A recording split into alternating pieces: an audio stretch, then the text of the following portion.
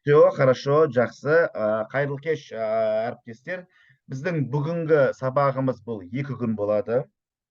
Бүгін сағат 8-де және де ертең сағат 8-де. Есімім Арман Ақбердиев, мен өзім қазіргі кезде деген ADS Business Group деген компанияныкімін. Бұл компания жаңа кімге айтып кеткендей, Сүлейменге айтып кеткендей, шетелде адамдарды оқуға жібереді, обучение за рубежом, былай айтқан кезде да. Бұл менің основной бизнесім, бірақ мен өзім көп жылдан бері сатуда істеймін. 18 жасымнан бастап, торговый менеджерден бастап, торговый представитель қазір қаланың ішінде деген зат сатып жүретін, содан бастадық, и директор отдела продажға дейін жұмыс жасадым. Соңғы жылдары, соңғы 7-8 жылда мен деген көбінесе B2B продажада жұмыс жасаймын. B2B продаж дегеніміз менің клиенттерім бұл бизнес клиенттер. Енді және де сосын мынандай болып жатыр қазіргі кездерде мемлекеттік компаниялар, мемлекеттік құзыреттік органдар барды. Атамекен кәсіпкерлер палатасы, даму қоры, ғылым қоры, сол компаниялардың көбімен жұмыс жасадым. Сол компаниялармен жұмыс жасадым. Және де ол компанияларда әртүрлі гранттар бар. Гранттар өзінің идеяларын қорғау. Как раз Бейнеудікі болсаңыз, Маңғыстау облысы бүгін 19-дан бастап 27-сіне дейін қазір грантқа қабылдап жатыр, 5 миллиондық гранттарға. Сонымен бүгін біз акиматқа тоже бір нәрсе дайындап жатырық соған. Енді қараңыз. Енді бұл жерде сіздер өздеріңіз не білесіздер? Уақытты қысқаша жоғалтпай, мен сатуды енді деген негізінде біздер кеше мына Түркістан, Шымкент қалаларында мен бүгін осы 2-3 күннен бері сабақ оқып жатырмын. Сату курсы бұл негізінде кем дегенде базовый курсының өзі бұл 2-3 күндікті алатын курста. Енді үлгергенімше сіздердің сұрақтарыңыз болса, соған жауап беруге тырысамын. Ертең міндетті түрде қосылыңыздар, осы тақырыпты ары қарата жалғастырамыз. Бүгінгі біздің сату дегеніміз бұл көбінесе B2C-ге арналған. Клиенттермен қалай жұмыс жасау керек, сатудың қандай қадамдары бар. Оны ары қарата өздеріңіз қазып алып кетуіңізге болады. Енді қараңыз.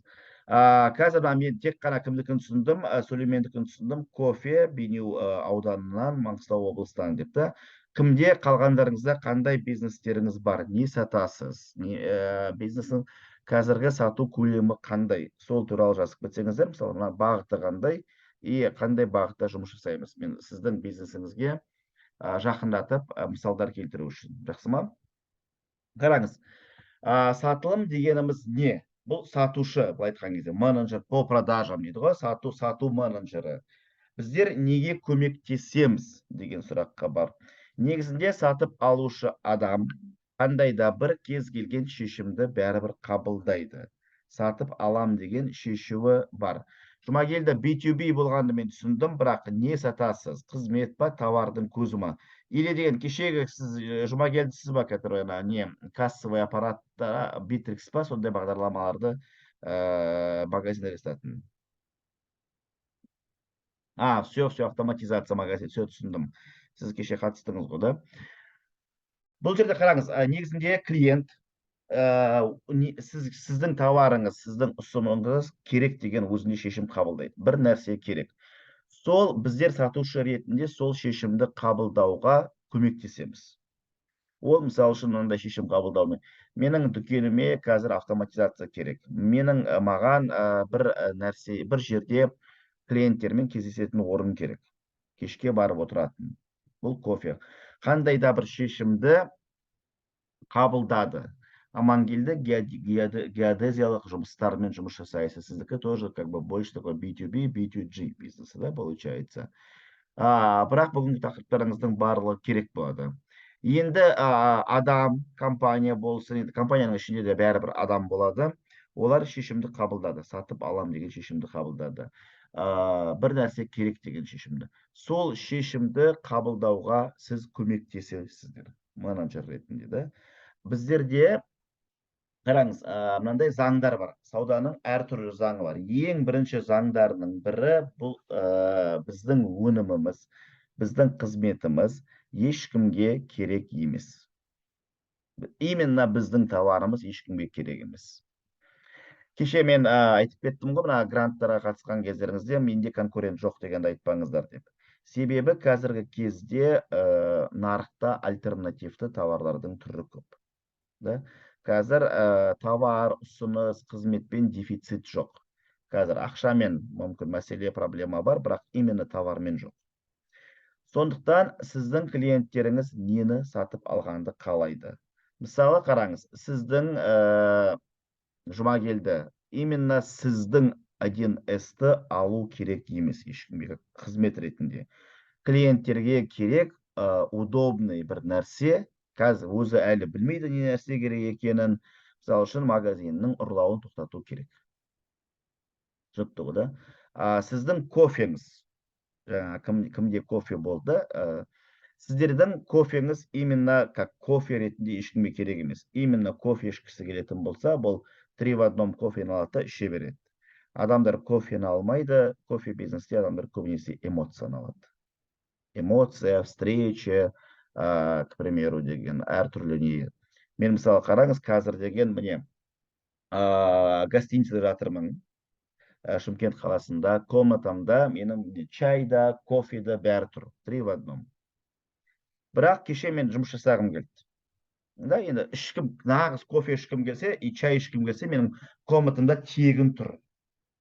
Бірақ маған жұмыс жасау керек болды кешке, мен жұмыс жасай алмай отырмын, қызбай жатырмын да, жүрмей жатыр жұмысым. И төменге барам, астындағы мына гостиницаның коворкингіне ақылы түрде кофе аламын. Бірақ мен ол кезде маған кофе керек емес, маған обстановка керек жұмыс жасайтын. Түсінікті да? Мен бұл жерде нені сатып алдым? Товарды емес, мен обстановканы сатып алдым деген сөз. Сол кездерде біз жауап береміз. Біздердің товарымыздың орнында товарымыздың орнына не керек болады? Әйнекпен жұмыс жасаймыз, каленое стекло, барлық түрі пластик, терезе, алюминий, витраждар. Вот, Есенжан, сіздікі да, сіздің товарыңыздың түрі. Неге менікін алу керек дейді? Да? Вот, бұл жерде қараңыз, сіздің өнім ешкімге керек емес, значит, сіздерден нені сатып алады. Сіздер клиенттің былай айтқанда проблема деген сөзді жақсы көрмеймін, негізінде қандай проблемасын шешесіз, қандай қажеттілігін қанағаттандырасыз деген сөз. Мысалы үшін қазіргі кезде кез келген товарды ала берді, альтернативті товарлар бар. Олар мысалы үшін деген сіздің товарыңыздың орнына, 1С-тің орнына кез келген басқа бағдарламаны орната қойған. Басқа бір нәрсе қоюы мүмкін. Excel бағдарламасын тегін қойып қоюға болады, учет жүргізуге. Сіз неге сіздің ұсынысыңызды алу керек? Сіздің терезеңіз ешкімге керек емес, басқа жерде терезелер толып тұр. Да, во-первых, конкуренция қазір терезеге көп. Бұрынғы ағаш терезені орнатқым келетін шығар мен. Түсінікті ғой, да? Бұл жерде сіз осы сұраққа жауап беру керексіз. Менің өнімім, менің товарым, менің қызметім, товар, өнім, ұсыныс ретінде ешкімге керек емес. Енді сатып алушыға, клиентке, былай айтқан кезде, да, товардың қасиеттері туралы айту жеткілікті емес. Онда не айту керек? Мысалы үшін, жеткілікті біздің жаңағы сіздің товарыңыздың качествосы мынандай, терезенің сапасы мынандай, мынандай пластиктен істелінген, мынандай компаниянікі, там, 3-уровневый, там, не дейді, трехплотности, двухплотности, тағы басқа деген әртүрлі қажеттіліктер бар, характеристикалары бар, да? Ол туралы айту жеткілікті емес. Во-первых, ол түсінбеуі де мүмкін. Екіншіден, ол оған керек емес, ол ақпарат керек емес болуы мүмкін. Түсінікті ғой, да? Ол жерде ол нені естікісі келеді? Давайте осы жерде варианттарын айтып кетіңіздер. Нені естікісі келеді? Өзіңіз сатып алушысыз ғой, біреудің клиентсіздер, сіздерде. Сіздер клиентті товарды алған кезіңізде, соңғы қызметтеріңізді алған кезде неге сүйендіңіздер? Шешім қабылдаған кезде не үшін алдыңыздар? Кез келген товарды айтыңызшы.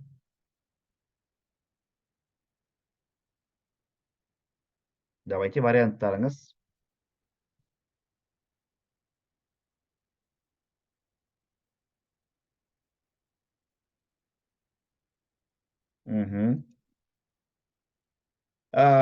Біреулер эмоция. Бірақ қараңыз, сіздің товарыңызда, Жұмагелді, ол эмоция ма?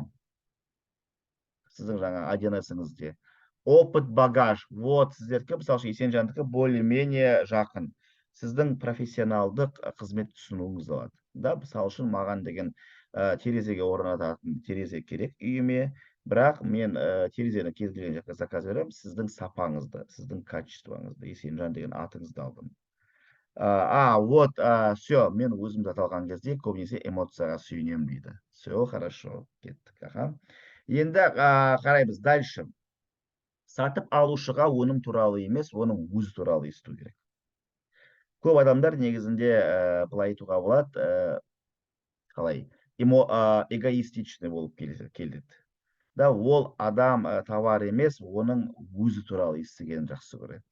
Мысалы үшін, Арман, сіз осы нені терезені орналастырсаңыз, мысалы, сіздің үйіңізге рот түседі дегенде уайымдамасаңыз болады. Мен өзім туралы естіп тұрмын. Мен бірінші очередь, вау, мен уайымдамаймын. Да? 3 жылдың ішінде келесі терезені ауыстырмайсыз, 3 жылдың ішінде ешқандай не болмайды. Маған байланысты, менің өзіме байланысты. Да? Бұл жерде әр адамның өзінің жеке қандай да бір проблемалары болуы мүмкін. Соған байланысты ол көбінесе өзі туралы естуі мүмкін. Сіз ол историяларды, нелерді басқа адамдармен алып келесіздер. Мысалы үшін, мына кофе туралы айтып кетейік та, Бейнеу қаласында. Мысалы, былай айтасыздар, сіздер енді бір клиенттеріңіз болады, Амангелді, сіздер әртүрлі, сіз әр уақытта байқаймын, әртүрлі деловой адамдармен, іскер адамдармен кездесесіз. Бизнесіңіз жүріп жатыр. Енді ол адамды қай жерге шақырасыз, қай жерде кездесу болған жақсы, да? Мысалы, офис алған тиімді емес. Кездесулеріңізді мына жерде кофе ішіп отырып, осы жерде кездесулерді орналастырсаңыздар болады. Біріншіден, ол өзі туралы естіп тұр. Түсінікті? Оған маңызды бір жерге шақыру. Негізінде ауылдық жерлерде кофе өтпейді дегенге көп сеніңкіремеймін. Қазіргі кезде барлық жерде пайдаланып кетті. Мен өткенде Шығыс Қазақстан облысының ауылдық жерлерінде болғанмын. Бір ауылдың ішінде 5-6 кофейня бар. Түсінікті ғой, да? Адамдар іздеуі мүмкін. Бірінші ол кездесетін орын іздейді. Екінші эмоция іздейді. Үшіншіден жаңағы мен сияқты, кеше мен сияқты вдохновение іздеуі мүмкін. Мысалы, үйім іште тұр, бірақ маған кофе емес, на самом деле вдохновение керек болды. Түсінікті, да? Мен сол үшін астына түсіп іздедім. Ал енді қараңыз, мысалы үшін жаңағы кім жұма келді, сіздің товарыңыздың ішінде адамдар товардың өзін емес, өзінің қауіпсіздігін алғысы келеді. Өзінің, мысалы үшін, қандай да бір проблемалары бар. Сол проблеманы бірінші естіп алу керек. Түсінікті ғой, да? Мысалы, былай айтуға болады, бір магазиннің танысы Татьяна, сіздер мынандай проблемалармен кездесесіз бе? Мысалы, көп менің клиенттерім оның алдында, біздермен жұмыс жасардың алдында көбінесе мына недостача, товардың жеткіліксіз, контроль жоқ, осы товар деген, магазин деген барлығы ручной бизнес қой, да, ол автоматтандырылу өте қиын бизнестердің бірі. Бірінші проблема бұларда недостача, екінші проблема ұрлау, үшінші проблема сатушылар өзінің товарын әкеліп қояды. Түсінікті, да? И сатушылар жаңағы сұрақтарын қадағаламай заказ бере береді. И контроль жоқ. Вот 4-5 проблема основной. Сондардың біреуімен кездесесіз бе? Конечно, кез келген магазин сондай проблемалардың хотя бы бесеуінің біреуімен кездеседі.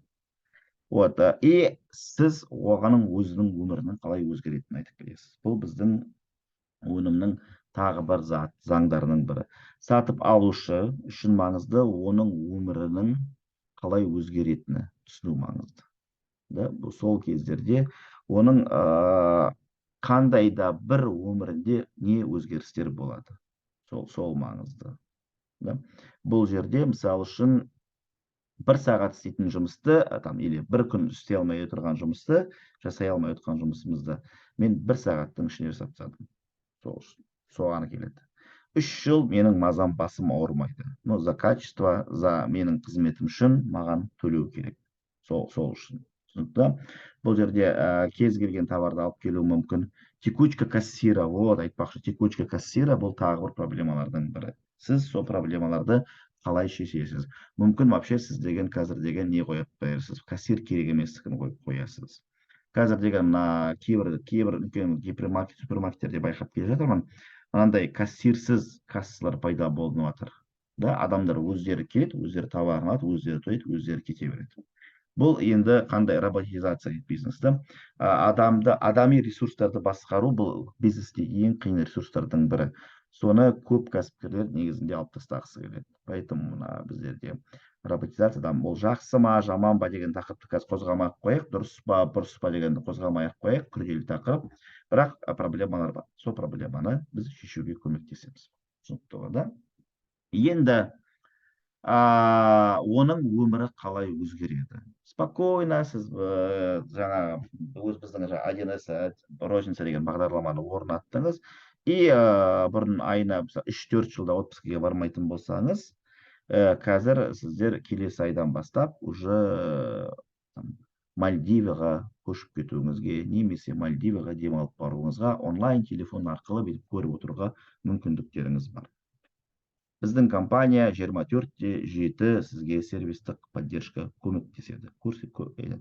Немесе қазір айтпақшы, мынандай проблемалар бар да. Қазіргі кезде кейбір көп дүкендерде мынандай не қойып қойды.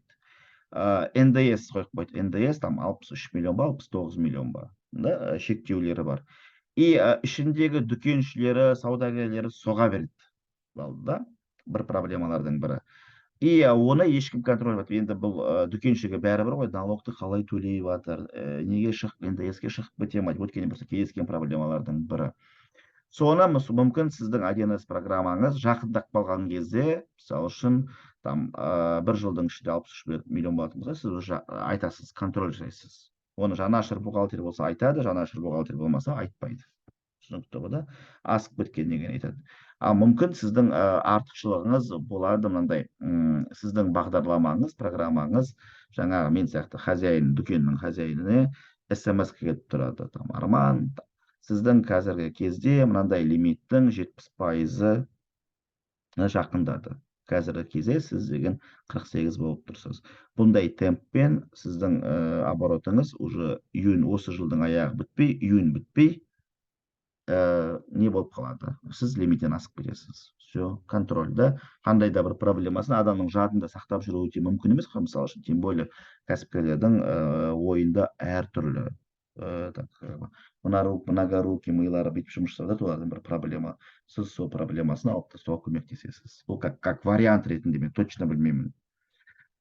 Мүмкін сондайда бір сол артықшылығын тауып аласыз. Сіздің құндылығыңыз неде? Кеше бизнес модель канваста айтқан кезде айттық қой, помните, клиенттердің қандай проблемасын шешесіз.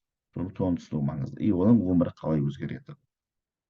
Енді бұл заң, 4-ші заң, бұл көбінесе сервиске келеді. Сатып алушы тек жылу, жайлылық және сыйластық атмосферасында қуанышпен сатып алады. Қуанып сатып алады. Еще сізге рахмет етіп кетеді. Көп адамдар, мысалы үшін, деген сөйлескені үшін, келе бергені үшін скидкаге көп қарамайды, да, әртүрлі. Особенно мына кофейня деген бизнестер, қызмет көрсететін, жаңа эмоцияны сататын бизнестердің көбі, бұл жерде сервис өте маңызды. Сондай кездерде шешімді оңай қабылдайды. Да, біріншісінде мысалы үшін үйретіп аламыз келуге, и бұл сервис мықты болған сайын әртүрлі келе береді. Кеше жақында айтпақшы, менің өзімнің оқушыларым бар, тоже бизнес-тренерлер, бизнес-тренерлікті оқыған компанияның ішінде жақында өздеріне салон ашқан, сұлулық салоны, әйелімен бірігіп.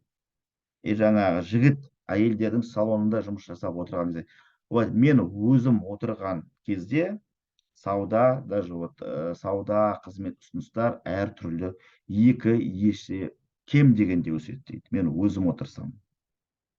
Ал мастерлер вроде бы заинтересованы товарды сатуға, қызметті ұсыныс табыстары көбейтуге, бұл жерде олардың табыстары ондай болмайды. Енді олар 50-50 деп жұмыс жасағанның өзінде 50 өзіне қалып тұрса, ол өте. Мен өзім отырсам, сол кезде мен байқағаным, оказывается, әйел адамдар әңгіме айтқанды жақсы көреді, әңгіме айтып отырып, сол әңгімені көп айту үшін тағы дополнительный услуга ала береді. Шашын қайдыртты, давай тырнағымыз, басқа бірдеңе. И бұларға көбінесе не алады, и апта сайын көп келеді. Мысалы, айына деген бұрын 2 рет баратын болса, мысалы, айына 3 рет келе бастайды. Түсінікті ғой, да? Бұл жерде бұл сыйластық, бұл эмоцияны алатын кезде. Сондай тенденцияны байқадым дейді кеше менің бір әріптестерім. Енді сатудың әртүрлі қадамы бар. Ең қазір біздерде көп жиі кездесетін бір сатудың 7 қадамы. Қазіргі кезде мынандай ақпараттар естуіңіз мүмкін. 7 шагов продаж деген не работает, жұмыс жасамайды, тағы басқа деп айтуы мүмкін. Бірақ бұл как базовый не ретінде бәрібір керек болады. Себебі бәрібір вокруг да около осының айналасында. Біреуі тезірек, біреуі сәл біреу бір қадамдарды тезірек өтіп кетуге болады, бір қадамдарды мысалы үшін нақты не істеу керек. Енді қараңыз, бірінші қадам бұл ең басында сатуға дайындық. Бірінші мен 7 қадамның ішінде клиент жоқ. Ең бірінші кезде сатуға дайындық деген сөз. Сатуға дайындық дегеніміз не? Мысалы, сіз өзіңіз келе жатырсыз да ашайын деп. Мен өткенде бір қалаға келдім, Қарағанды қаласында болдым алдыңғы жылы бір проектпен. И Тугистен не қараймын, қандай кофейня бар жақын жерде. И примерно рассчитываю, да. Менің сабағым 9-да басталады, мен негізінде ерте барамын, көбінесе 8:30-да сол жерде болу керекпін. И бір кофейняны тауып аламын, 8-де ашылады екен деген. Бірақ дәл қасында емес, содан кейін примерно расчеттаймын. Ну, примерно 10 минуттың ішінде жаяу жететін жер екен деп. Таксимен жаңағы кофейняның қасына түсіп қаламын. И сағат 8-ге 5 қалғанда келемін. Ну, енді 8-ден бастап ашылатын болса. И жаңағы менімен бірге администратор кофейняның есігін ашып бастайды. Конечно, мен возмущаться, вы почему? И маған былай такой, мы с 8 работаем деп жауап береді. Да, бұл жерде олардың қателігі, значит, 8-де бұл уже клиентке ашық тұру керек деген сөз. Түсінікті, да, клиенттің ол өзі пайда. Значит, адам нешеде келу керек? Енді представьте, 8-де келді, менімен бірге есіктен ашты.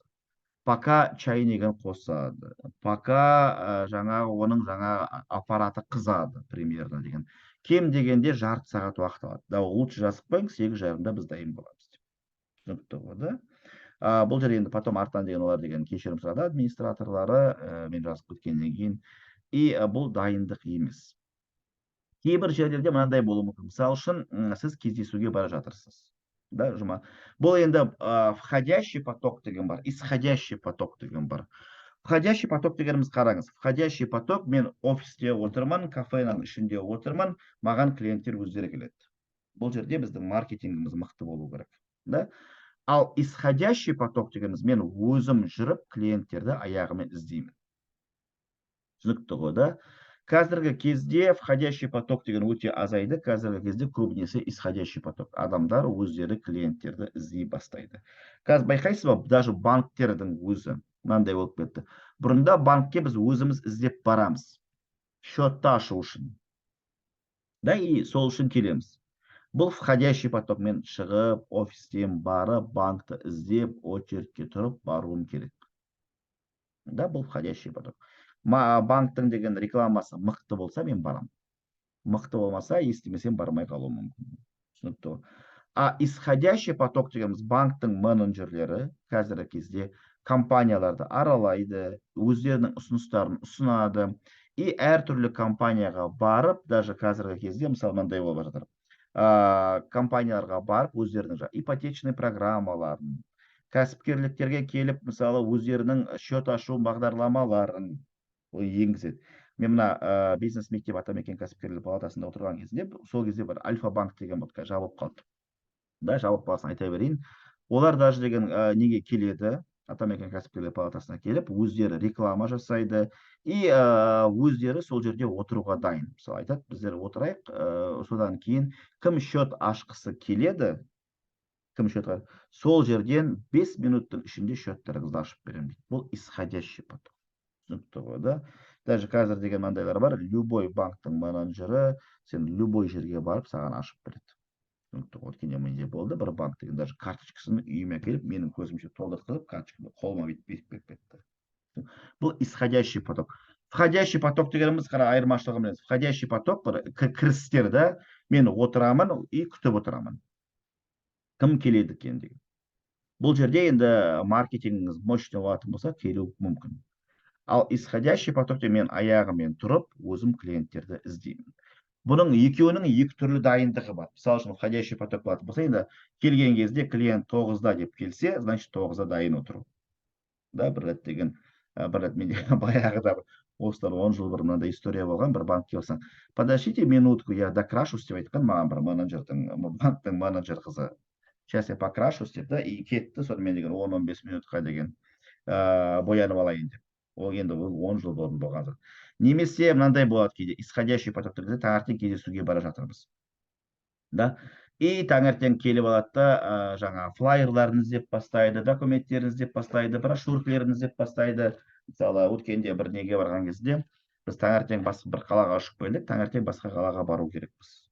Да, и мені алып кету керек. Мені алып кету керек гостиницадан. И біздер там примерно таңертең 6-та шығып кетеміз, там ана жерге дейін барғанша 2-3 сағат уақыт кетеді. Қаладан шыққанша біздер деген примерно 1 сағат жарымымыз жоғалтып алдық.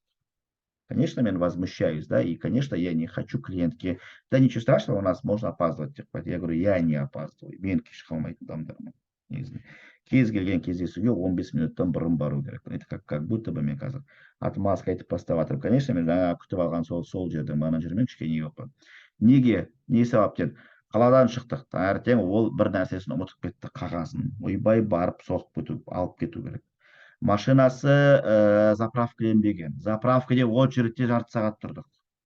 Оказывается, 2-3 заправка істемейді екен. Сосын айтамын, я хочу кофе дегесін, ол вообще кофе тағы болды. В общем, қаладан шыққанша 1 сағат жарым уақыт өтіп кетті. Естественно, біздер баратын жерімізге кеш қалып бару қаупі мүнде. Енді біліп, ойлап қараңыз, мен корпоративный клиентке бара жатырмын, өзім сату туралы деловой встреча жатырмын, и өзім кеш қалып бара жатырмын. Как-то странно, да, смотрится. Сол үшін барлық ақпарат сатуға дайындық кезінде дайын болу керек. Сосын мынандай бар, кіммен кездесуге бара жатырсыз? B2B продажаны сәл айтып кетейін. Ол адам кім? Қазір мына Instagram парақшасында, Facebook парақшаларында, LinkedIn бола ма? Сол адам туралы ақпаратты іздеу керек. Да? Бұл жерде, мысалы үшін, сол адамдар сол жерде отыратын болса. Өткенде дәл кешегі осыдан бір 2-3 күн бұрын менің бір жолдастарым компания ашып жатыр, жаңадан компания. Енді олар айтты, мен Инстаграмда, Фейсбукта парақшамыз бар дейді. Бірақ олардың жаңа целевая аудиториясы, клиенттері қайда отырады? Больше ағылшынша сөйлейтін, зерттеп келген кезде Facebook, Instagram олардың несі өте қымбат, жаңа әртүрлі B2B компания. Олардың клиенттерінің көбі LinkedIn дегенде отырады екен. Бұл ағылшынша сөйлей алатын компаниялар, услугаларының барлығы. И сайт LinkedIn. И олар түсінгеннен кейін өздерінің жаңа жеке страницаларын LinkedIn-ге тіркелді. Да, и сол жерден қалай тіркелу керек, қайтадан ашу керек, сол жерде мысалы үшін реклама жасайтынын түсінді. И жаңа LinkedIn-ді ашып отырған кезінде түсінеді, блин, иә, мына жерде қаншама компания бар екен, қаншама біздің клиенттеріміз бар, қаншама мұнай компаниялары бар, да, әртүрлісі бар. И олардың ішінде клиенттері, сотрудниктері, менеджерлері, басшылары бары соның ішінде отырады. Түсінікті ғой, да? Бұл сатуға дайын. Бәрі. Енді екінші қадам. Бұл уже клиентпен байланысты орнату. Контакт, былай айтқан кезде. Да? Контакт деген мынандай болуы мүмкін. Бұл жерде бірінші первое впечатление. Сіз мына жерге дайындыққа дайындаған кезде өзіңізге мақсат қойып аласыз, да? Әртүрлі мақсатты қойып, сол мақсатпен жұмыс жасап бастайсыз. Мақсатыңыз нақты, қолжетімді, амбициялық мақсат болу керек, шынайы мақсат и уақытпен анықталған мақсат болу керек. Енді қараңыз, байланысты орнату. Мынандай бар ғой, Коко Шанель айтқан сөзі: у вас никогда не будет второго шанса произвести первое впечатление. Адамның миына, адамның ойына 20 секунд жеткілікті ойластыруға. Да? Бұл ой өзгеруі мүмкін. Мысалы үшін қараңыз, жұма келді, сіз бір дүкеннің хозяйкасымен кездесуге бара жатырсыз. Оның бір 5-6 дүкені бар, 1-2 кафесі бар. Да, обычный түрімен, бірақ білдіртпейді.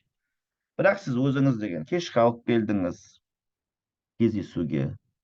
И какой-то бір первый, или жаңағы алып келген демонстрационный материалыңызды ұмытып кеттіңіз, істемей қалды, ой, ренжімеңіз, что-то интернет істемей тұр деп айтып тұрсаңыз, сіз туралы первое впечатление қандай болады? Что-то Жұмагелді несерьезный екен дейді. И сол впечатление қалып қоюы мүмкін. И сол впечатление будет решающее впечатление. То же самое входящий поток. Да, кафеге келдіңіз, тоже входящий поток. кіріп келген кезде мысалы үшін дайын емес болса, тағы бірдеңе болса, күліп қарсы алмаса, да, бұл сервиске байланысты, тоже определенное первое впечатление. Сіздерде екінші мүмкіндік болмайды. Да?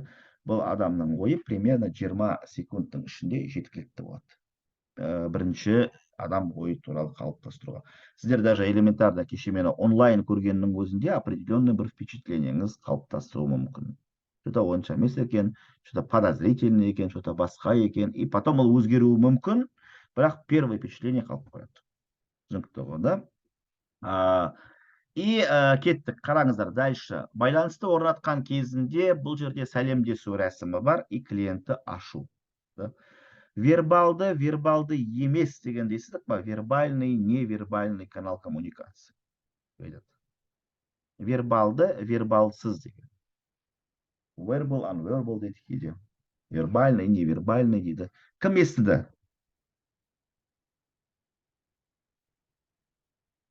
Кім естіді? Осы уақытқа дейін барлығы түсінікті ме? Осы уақытқа дейін. Аха, все хорошо. Қараңыз, вербалды дегеніміз бұл мен қалай айтамын. Мен қалай сөйлесемін. Да, мен не айтамын. Да? Мысал үшін келдік, мен бүйтіп отырмын сіздерге келіп деген. Шаршап сабақтан кейін отырмын қазіргі кезде айтамын. Қайырлы күн әріптестер, қайырлы күн тыңдаушылар, мен сіздерді күтіп отырғанымда, сабақ беріп отырғаныма өте қуаныштымын десем. Қуаныштымын ба? Или былай сөйлесем, наоборот, қайырлы күн достар, давайте бүгінгі сабағымызды бастайық, барлығыңызды көргенге қуаныштымын. Айтып тұрғаным одно и то же. Бұл жерде сіздің не айтқаныңыз маңызды емес. Бұл жерде сіздің қалай айтқаныңыз маңызды. Да?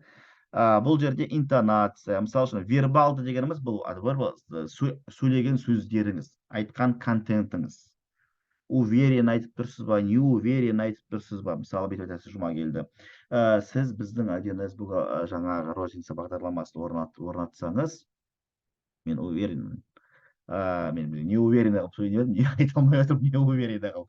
Я уверен, что у вас все будет хорошо. Ну, как будто бір сенімсіздік туып да, и сізге қарайды да, бір как-то вот впечатление производит не то.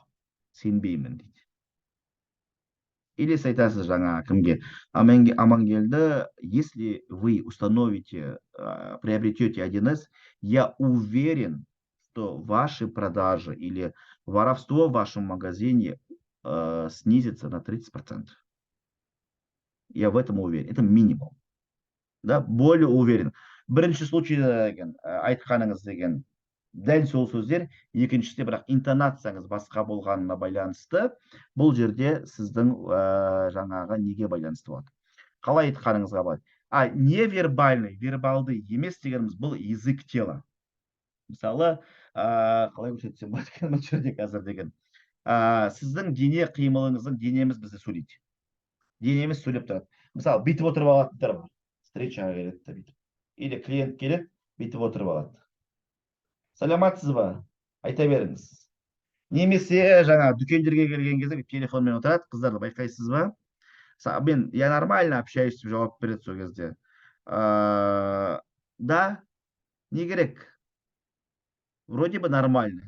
Бірақ айтқан сөзіне байланысты. И біз бұрыламызда шығып кетеміз. Түсінікті ғой, да, бұл жерде. Мен бір қалаға келген, біз контакт орнатқан кезінде бүйтіп жауап берген. Мен жаңа бір тренермен бардым, қасымдағы тренер, екінші тренерім бір блогер әйел адам болды. Жағдай жақсы, бір шуба магазинге кірдік. Біз енді пойызбен бардық ол кезде. Пойызбен барған кезде тұрмыз, шаршап кеткен шығар, пока енді гостиницамыз дайын емес. Сол жердегі бір базар сияқты бір магазин бар. Бір нәрселерді алып алайын деп бардық. И магазинге кіреді. И кіріп барған кезде бір кісі жауап береді. У нас примерка стоит 2000 тенге, еще было такое высокомерное. У нас примерка стоит 2000 тенге, и у нас все дорого. Ана кісі бұрылады да шығып кетеді. Бірақ мен білем, ол кісінің в принципе алатын жағдайы бар. Түсінікті ғой, да? Бұл жерде жаңа сұрап қарасаң, в принципе нормально. Айтқан контенті, сөйлеген сөздері бірдей, айтқан сөзі ешқандай. Бірақ қалай айтты, көзімен көрсетті, бүйтіп оценивающий, кішкене менсінбеген сияқты болып көрініп тұрады, да, высокомерный болып. Бірақ вроде бы ешқандай несі. Сол біздерде контакттың кезінде өте маңызды. Сол кездерде көбінесе үзіліп кетеді. Статистикалық нелер бойынша, зерттеулер бойынша көп компаниялардың адамдары, мысалы үшін, именно контакттың кезінде 80-90% клиенттерін жоғалтады. Да, оны анықтап алмайды. Қазір тем более деген киіміне қарап адамдарды сынау өте қиын, себебі қазіргі кезде ол қатты ондай важный емес деп есептелінеді. Қазір может быть принцип простой киіммен, зато басқаша болуы мүмкін, сатып алу мүмкіндіктері болуы мүмкін. Мен жаңа өзімнің просто точно 100% басыма өткен көзіммен білемін. Мен просто ана кісіні танитын болғасын 100% айта аламын, что ол в принципе алуға мүмкіндігі бар адам. Нүкте ғой да. Ал клиентті ашу дегеніміз бұл микроклиматтық жағдай орналастыру, оған әртүрлі сұрақтар қою, ашық позицияларды пайдалану арқылы клиент кішкене өзі спокойно ашылып бастайды, айтып бастайды и өзінің проблемаларын айтып бастайды. Сол кездерде соны тыңдай білу қасиетіміз біздерде маңызды. Бұл енді байланыс орнатқан кезіңізде. Мына жерде айтып келемін, не айтқаныңыз маңызды емес, қалай айтқаныңыз маңызды. Да? Енді давайте мына жерде қараңыз, интонациямызды айтып көрейікші. Интонациямен жұмыс жасап көрейік, особенно телефонмен жұмыс жасаған кездерде. Да? Мысалы, я деген бір сөз бар. Да. Да? Сол сөзін, мына жерде камераларыңыз қосқан мүмкіндігіңіз бар ма? Я деген сөзді әртүрлі интонациямен айта аласыз ба? Да деген сөзді. Мен айтамын, да. Қандай интонация? Динара, давайте попробуйте. Бір да деген сөзді. Я. Мен автобустамын. Все хорошо. Я там как будто бір кішкене деген не сияқты. Айта бер деген сияқты. Да деген кішкене удивление. Иә. Да, түсінікті ғой да. Бұл жерде деген қараңыздар, менде бір неде болған, анандай радиоведущий журналистпен болған. Да деген сөздің 22 түрі бар. Әртүрлі интонациямен. Да, шын ба не деген сияқты да. Я деген менсінбеген бұл. Бір сөз, я, да деген бір сөз, бірақ оны 22 түрде актерлық шеберлік курстарда береді. Түсінікті ғой да. Басында білесіз ба, кішкентай балаларымыз бар ғой, бәріміздің, менің кішкентай ұлым бар, бір жас жарымда. А деген әріппен бәрін түсіндіреді. Бір әріп айтатын да, сонымен бірақ барлығын интонация арқылы жеткізе біледі. Түсінікті ғой да. Бұл жерде қалай сөйлесеміз? Кеше мен мысалы күні бүгін бір компаниямен жұмыс жасадым. Олар көбінесе телефонмен жұмыс жасайды. Телефон арқылы, и оларды көрмейді. Это проблематично. Да? Вербалды, и адамдар сезеді, тек қана интонациясы арқылы оны шешеді. Мынандай байқадыңыз ба? Телефонмен сөйлескен кезіңізде ана адамның күліп тұр ма, или жақсы сөйлесіп тұр ма, соның барлығын сезеді. Как будто вы представляете, көріп тұрған сияқты боласыз. Байқадыңыз сондайды? Бірақ адамды көрген жоқсыз. И примерно ана адамды представлять етіп бастайсыз. Көріп, мысалы үшін, Динараның түрі мынандай екен ғой деп, потом ойлап береді, артынан кездескен кездеріңізде. Сол сияқты бұл интонацияға, бұл как раз таки невербалдыға байланысты. Түсінікті ғой да? Енді қараймыз, адамдардың қандай қажеттіліктері бар. Да, бұл жерде адамдарға не қажетті? Пирамида Масло дегенді естідік па? Оның алдыңғы сабақтарда. Қажеттіліктер пирамидасы дейді, пирамида потребностей деп айтуы мүмкін, Масло пирамидасы деп айтуы мүмкін. Бұл тоже базовый моменттердің бірі. Кім естіді?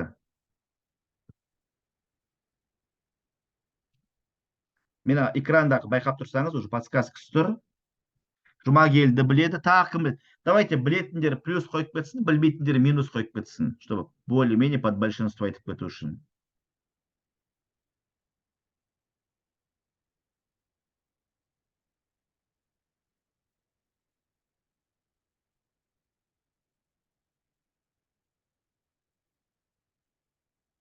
Все хорошо. Онда түсінейік, кеттік қараңыз. Бір минус болса да, значит айтып кетуге болады. Кім біледі, значит оларға не болады. пирамида бойынша ең бастапқы бұл пирамиданың ең астындағысы бұл ең қажеттіліктердің бірі. Да? Адамдардың ең қажетті қажеттіліктері ең керек бұл физиологиялық қажеттіліктер. Физиологиялық қажеттіліктер біз бұрынғы өзіміздің жаңағы первобытный адамдар кімнен жаратылса да не бар?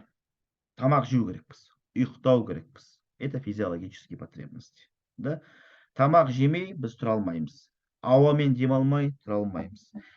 Суды ішпей біз тұра алмаймыз. Бұл біздің физиологиялық қажеттіліктеріміз. Мына тамақтың айналасында айтады ғой, сендер байқайсыз ба, тамақ сатсаңыз, сізде всю жизнь бизнес болады дейді ғой. Енді адамдар тамақ жеуге не перестанут. Тамақты қойып кете алмайды. Бұл адамдар су ішпей тұра алмайды. Адамдар ауамен демалмай тұра алмайды. Да, бұл физиологиялық, біз адамдар бір-бірімен адамсыз тұра алмайды. Түсінікті ғой, да? Физиологиялық түрде бұл керек біздерге қажеттіліктердің бірі. Енді екіншісі жоғарыға көтерейік. Екінші нені қарайық? Бұл потребность в безопасности и защищенности. Бұл адамдардың өзінде қауіпсіздікті сезіне білу. Вот, к примеру, қараңыз, мен үйді немесе киімді изначально не үшін алдым? Значит, адамның бойында қандай қажеттілік бар? Адамның бойында бұл қауіпсіздік қажеттілігі бар. Кеше ғана мысалы үшін бір строительный компанияны оқытқам, сол кезде мысалы біреу үйді мен деген қазіргі кезде мынандай жауап береді клиент деген. Қандай себептермен үй қарап жатырсыз деген бір сұрақ қойып қалдым мен келген клиенттерге. Енді қазіргі заманда бала өсіп келе жатыр. Біз жайлап, енді бізде жасарып жатқан жоқпыз. Ақшаға не болып кететіні белгісіз. Сол тұрып жатқан үйіміз бар, в принципе, бірақ енді бала өсіп келе жатыр, не болып келетіні белгісіз, алдағы уақытта әртүрлі өзгерістер болып жатыр. Қазір сенімсіздік бар бір. Теңгеге не болады дегенге бір. Теңге бола ма, долларда болып кетпей ма бір. Сол үшін мен қазір квартира алып қойып, үй пәтер алып қойып, сонымен тыныш отырайын деп едім. Бәрібір енді ол үйден пайда көрмесе де балама тастап кетемін. Қандай қажеттілікті қарап тұр адамда бұл?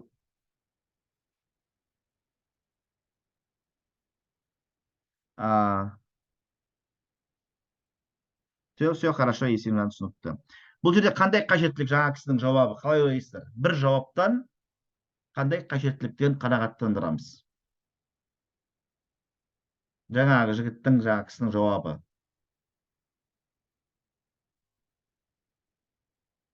Қандай?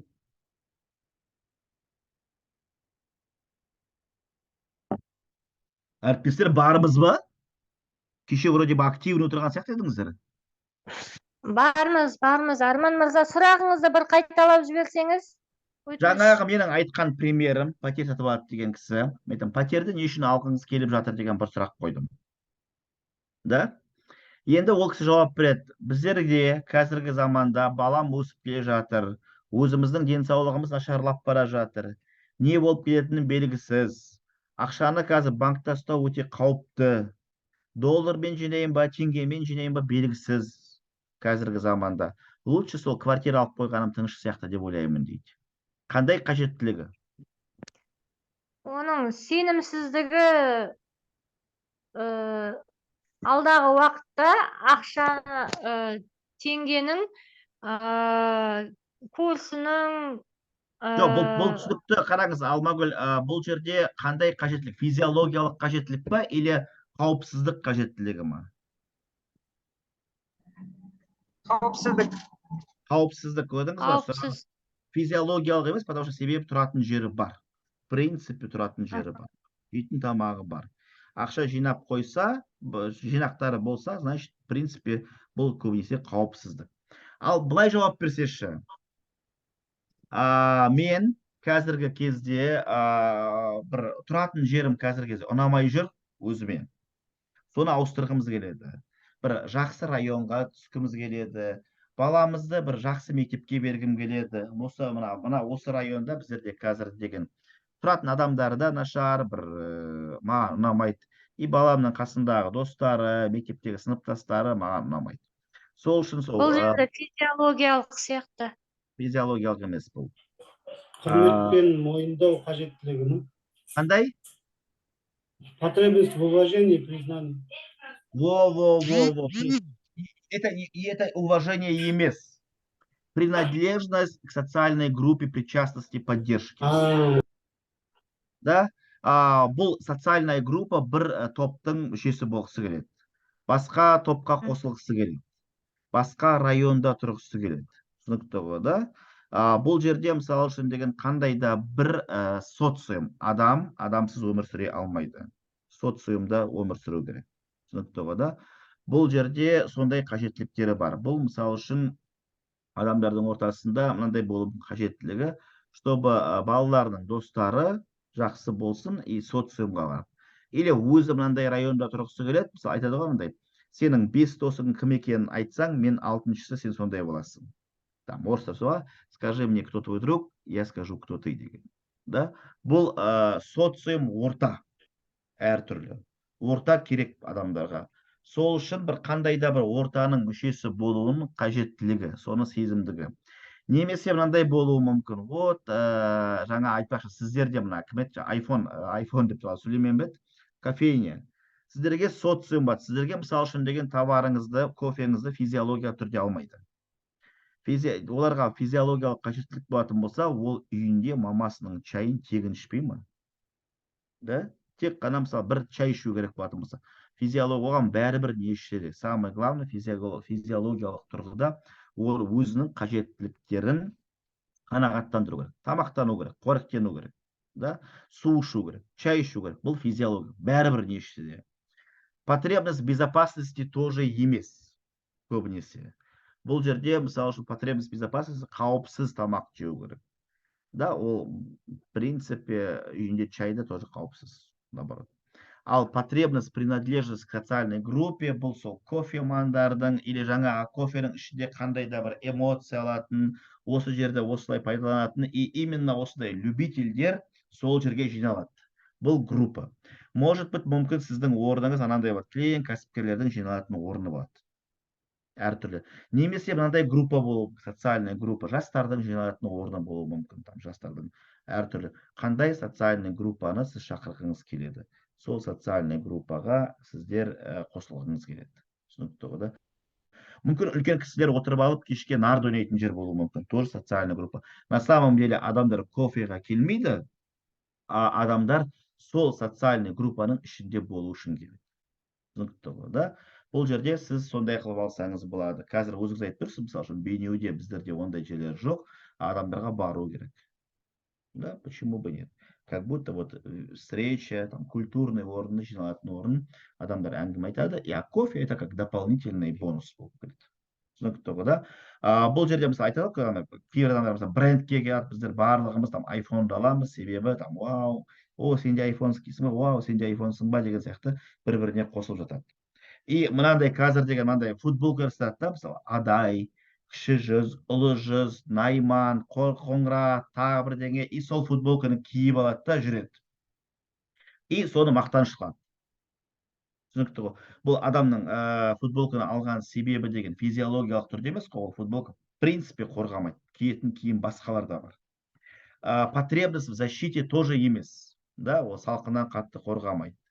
Что доказывает мен там Қоңыраттың адамымын, мен там Найманмын, мен Адаймын, да? Сол сияқты, соған мен көрсетемін өзімді. Потребность принадлежности какой-то социальной группе деген социум деген осы. На самом деле товарды алған кезде. Мына үшеуі бұл базовый қажеттіліктер. Осы үшеуі жабылмаса, адам дальше жоғарға кетпейді. Түсінікті ғой, да? Кейде байқайсыз ба, мысалы үшін деген анандайлар болады. Бір адамдар жұмыс жасап жүреді, зарплатасы төмен, да? Зарплатасы төмен, бірақ оның ішінде бір определенный өзінің тобы бар. Өзінің коллективі жақсы, сол үшін жұмыс жасап жүреді. Түсінікті ғой, да? Бұл жерде осы үшеуі жабылу керек. Енді төртіншісі, мына үшеуі жабылғаннан кейін адамға уважение керек. Уважение, сыйластық, тағы басқалар керек болуы мүмкін. Менің мына жолдасым бар, өзі деген бір компанияда, мемлекеттік компанияда жұмыс жасайды. Зарплатасы төмен, бірақ сол компанияда неше жылдан бері еш шықпайды. Потому что ол жерде оны сыйлайды, ол жерде оны барлығы қарым қатынастары жақсы, уважениесі бар, признаниясы бар, мақтау қағаздары көп, потребность да. Бірақ оның мына қалған қажеттіліктерін жабылған. Ал егер мысалы үшін жейтін тамағы болмаса, тұратын жері болмаса, қандай да бір тобы болмаса, социальный топ группада болмаса, скорее всего ол оған ондайға қарамайды. Бірінші адамның мысалы үшін ең бірінші физиологиялық қажеттер жабылу керек. Потом қауіпсіздік жабылу керек. Адам өз өзін қауіпсіздік сезіну керек. Содан кейін топта болу керек. Потом содан кейін осылардың барлығы жабылғаннан кейін ол уважение, потребность, өзінің признаниясына қарауға мүмкіндік болады. Түсінікті ғой, да? Бұл жерде. Сол үшін көп жерде мысалы үшін сол мотивацияның кездерінде керек болады. Мысалы кейбір адамдар сіздің жаңа өзіңіз енді кәсіпкер ретінде сіздің жұмысшыларыңыз бар ғой. Сол адамдардың қазіргі моменттегі қажеттілігі қандай деген сұраққа жауап береді. Мысалы үшін қазір жастар қазір жұмыс жасағысы келмейді, тағы бірдеңе деп. И бүгін как раз деген бір компанияның басшысы мен наоборот деген кредиті бар, физиологиялық потребность қажеттіліктерін, тамағы бар, бала шағасын тамақтау керек, сондай адамдарды жұмысқа алғандар, олар жақсы жұмыс жасайды дейді. Ал мысалы үшін ата-анасының қолында тұрған жастар, ата-анасының қолында тұрған ондай қатты ақшаға керек емес адамдар, оларға уважение, признание, ертең келе ма бүрсігіне сондай керек дейді. Әртүрлі, видите, қажеттіліктеріне байланысты адамдар ала бастайды жұмысқа. То же самое, мысалы үшін деген сіздің жұмысыңызда ертең деген барлық позициясы жабылды. Мысалы адам байқайсыз ба, қанша ақша алса да оған аз болып көрінеді. Потому что себебі өсе береді. И артынан оған деген мысалы үшін көтеріледі, жақсы болып жұмыс жасайды, зарплатасы 500 мыңға жақындап қалды, бірақ жұмыстан шықпайды. Себебі оған ол уже начинает уважение требовать, признание, мақтау керек, мақтау қағаздарын беру керек. Вот там жұма келді, сіз керемет жұмыс жасайсыз деп бір грамота беріп қою керек. Бұл уже уважение керек болады. Бірақ ол үшін мына астындағы үшеуі жабылу керек. Енді ең жоғарғы пирамиданың жоғарғысы, бұл көп адамда кездесе бермейді, бұл потребность самовыражения. Өз-өзін көрсету қажеттілігі. Бұл жерде енді қарайсыз ба, қазір ақшалы адамдар, кәсібі жүріп тұрған адамдар уже жаңа спонсорлық көмек, творчество, сурет салу мүмкін. Қандай да бір өзінің жаңағы өз-өзін дамыту, өз-өзін творчестволық түрде дамыту, басқа жағынан дамыту, меценат болып кету жақтарын қарастырып жатады. Бірақ олардың барлық, мына мысалы үшін үйінде жейтін тамағы бар, тұратын орны бар, в принципе, да. Социумы, семьясы, отбасы бар, жағдайы жақсы, его уважает, он уже признание добился, да. Енді одан кейін барып ол уже может заниматься меценатством. А олардың барлығы жабылмаса, ол онымен заниматься етпейді. Түсінікті ғой, да? И дальше. Теперь осы пирамидаға қарап, сіздің товарыңыз қалай сатар едіңіз? Қандай қажеттіліктерін қанағаттандырады? Осы пирамида бойынша. Физиологиялық па, қауіпсіздік қорғандық қажеттілігі ма, әлеуметтік топқа жату ма, немесе құрмет пен мойындау қажеттілігі ма, или өзін өзі көрсету қажеттілігі ма? Давайте каждыйыңыз өз-өзіңіздің товарыңыз айтып кетіңіз, и сол туралы қай қажеттілікті көбінесе. Бір товарды әртүрлі немен. Әлеуметтік топ, хорошо. Сіздікі, мысалы, Сүлеймен, әлеуметтік топта болуы мүмкін, и сіздікі не болуы да мүмкін? Потребность в уважении болуы мүмкін. Ну, к примеру, деген мынандай бар ғой. Мен өзімді самому себе позволяю, я сам себя уважаю, өз-өзімді не істеймін, құрметтеймін. И мен мынандай жұмыс жасағанға өзім качественный кофе ішуге мүмкіндігім бар. Это уважение. Я себе позволяю в таких местах. Мен көп жұмыс жасап жатырмын, неге, почему бы себе не брать? Құрметпен мойындау қажеттілігі. Ну, такой, мен жұмыс жасағаны өзімді там 3 в 1 кофемен ішпеймін деп. Түсінікті ғой, да? Бұл сіздікі мына 3-ші келеді, 4-шіге де келеді. Дальше, дальше. Тағы қандай? Жұмагелдінікі, сіздің жаңа товарыңыз бұл мынандай болуы мүмкін. Көбінесе қауіпсіздік болуы мүмкін. да? Иә, потребность в защите, қауіпсіздік. Бірақ сіздікі мынандай да болуы мүмкін. Потребность в уважении дегенде болуы мүмкін. Сізге үшеуіне де келеді. Мысалы үшін, қазіргі кезде нормальный компания, барлық ортада деңгейдегі дүкендердің барлығы өзінің бизнесін автоматтандырылып жатыр. Қазіргі кезде бұл 21 ғасырдың талабы. Это социум, причастность. Мен басқалардан қалам бар, оларда бар, и мен аламын. Енді бұл жерде тоже мүмкін автоматтандырып қойып, мен өзім тексеріп и дальше дамыта беремін. Келесі бизнеске. Потребность в уважении и признании. Да? Бұл жерде дальше ол. Или ол может быть деген мына бизнесін қойды, өзіне жаңа, он сам себя начал уважать, он получил признание, вот так, бірдеңе деген кісі, там, Динара ханым өзіне 10 магазин ашты, и как бы уважением пользуется, и ол дальше екінші бизнес ашып дамытып жатыр. Әумин. Аха. Дальше кеттік. Кім бар тағы да? Тағы кімнің қандай бизнесі бар? Менде Просто жазып кетіңіздерші, микрофонды қоспай-ақ. Мүмкіндік болса. Кеше Нұрсұлу деген болдыңыз ғой, қандай еді сіздің бизнес, ұмытып қалдым. Пляж болды.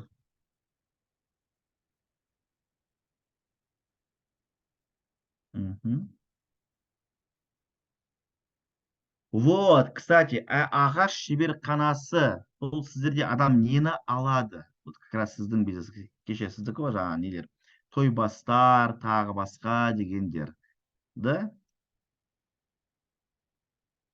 Тойбастар может быть потребность в уважении, өз-өзін жаңа мойындату деген болуы мүмкін. Елесі немесе әлеуметтік топқа жату көрсету мүмкін. Мысалы үшін, өздерінің жаңағы қазақтардың барлығында бізде салт дәстүр бар, мынандай тойға келген адамдарға тойбастар беру. Социальная группа, показывать социальную группу, да? Немесе потребность в уважении да болуы мүмкін. Бұл, скорее всего, тойбастар бұл безопасность емес, бұл физиология емес. Прям номер 1 қажетті товар емес. Бұл точно физиология емес. Да? Үш вариантта бар. Ағаш шеберханасы, безопасность. Бұл, мысалы үшін, да, балаларының қауіпсіздігі маңызды. Бұған потребность безопасность. Енді мен жаңа нені айтып тұрмын, тойбастарды айтып тұрмын сіздерге, да? Егер ең жоғарғы болуы мүмкін. Самовыражение, потребность в самовыражении. Бұл, смотря қандай товар. Да? Қандай сапалы товарды шығару мүмкіндігі бар. Енді қараңыз, клиенттің жолы қажеттілігін көп адамдар ойлайды, мысалы үшін, мынау біз әлі айтпақшы, біз әлі контактта жүрміз негізінде. Да? Қараңыз, путь клиента деген бар. Бұл кішкене маркетингке өтіп кетейік. Клиенттің жүретін жолы, путь. Да?